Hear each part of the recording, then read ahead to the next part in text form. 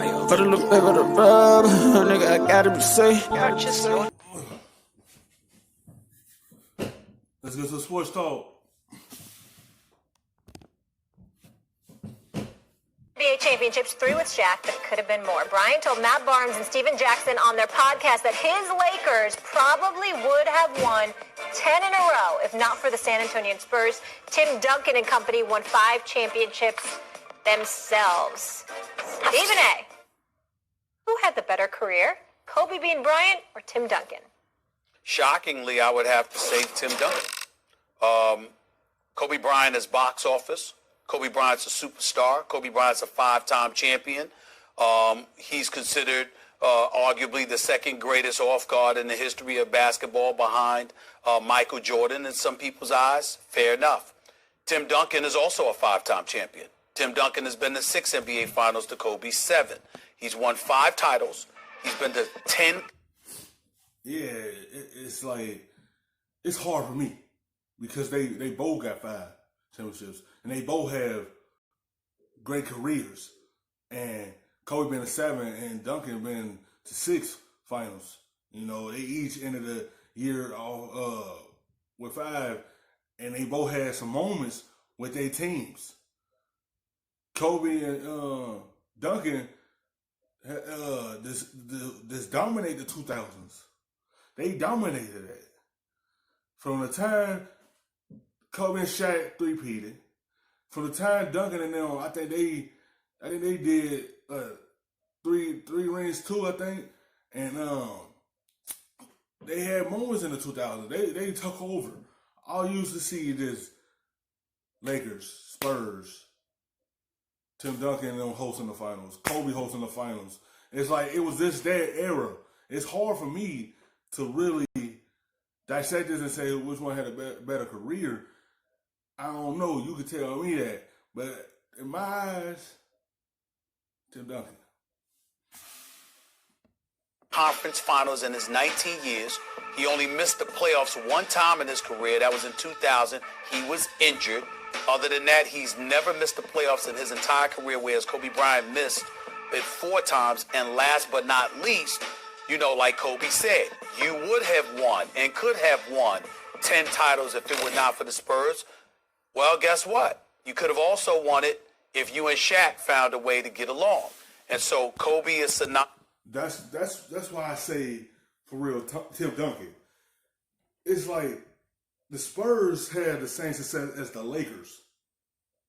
They could have grown the big head amongst each other, but they had a sense that they are good right here. Like as teammates, they are cool. Like if we stay together, we can win these championships. Parker, Ginobili, and Duncan, they didn't bump heads. They didn't get the big head. Ginobili coming off the bench. And that's why that team was so successful.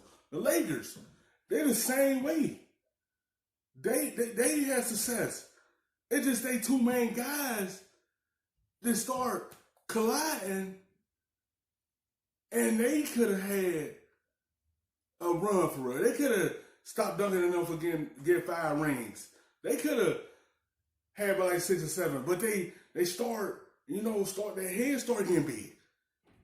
Once you start getting to the top, it's all about, can you still see eye to eye and not let this stuff get to you? And they got to Shaq and Kobe. They was fighting for who team this was. They were just collision too much. The Spurs, on the other hand, they three main guys ain't do that. They ain't do that. They came together and spun some more championships and bring it back to San Antonio. I like Shaq and Kobe, but that's the only thing that was hurting them. That's the difference. They stars ain't get the big head in San Antonio. The Lakers, 2 main guys did. With Shaquille O'Neal from the standpoint that they couldn't make that marriage work for their entire careers. We can't take away from the greatness of Kobe Bryant in any way, but what we can say is Tim Duncan was a model of consistency in peace and no strife. And he never missed the playoffs and was a championship legitimate title contender for all but 2 years of his entire career. The answer is Kobe Bryant. Tim Duncan is the greatest power forward of all time and among the great centers of all time. Kobe is only the second greatest two-guard of all time. But I gotta say, Kobe's become an underrated player. He's overrated by some Lakers fans who thought they were watching Michael Jordan because they'd never actually seen Jordan in his prime, and he was so similar, and think he's the greatest ever. He's not the best player who ever lived. He's not a top 3 player. He's not a top 5 player, I don't think, but you can start to argue. He's top 10, certainly, to me, Kobe Bryant. And while it's close between him and Tim Duncan, but they both played a really long time. Duncan was a better teammate and all this. They both won 5 championships. Kobe got to 1 more championship. But more than any of that, Stephen A., when you have 2 players who are both great for a long time, I start to... Yeah, they was great for a long time. That's one thing I can't take away from Kobe. You know, once Shaq left, he did win 1 more than him. He did win the championship without him being there. You know, it just, to me, it been hard, but I roll with Tim Duncan. Because if you only miss 1 playoffs and Kobe missed 4, I take Tim Duncan. But at the same time, you know, Kobe, he just dominated, though. Both of them just dominated for real. I really don't want to say Duncan. It's really for me, it's a toss-up for me. But at the same time, I feel like, you know, Kobe he could have had like 7 of them. You know, if he does not let himself, you know, collide with Shaq, man. Look at who was better at their peak. As great as Duncan was, y'all must have forgot. Because Kobe was so great at his peak, it's hard to remember without keeping your eyes on him and watching him that season.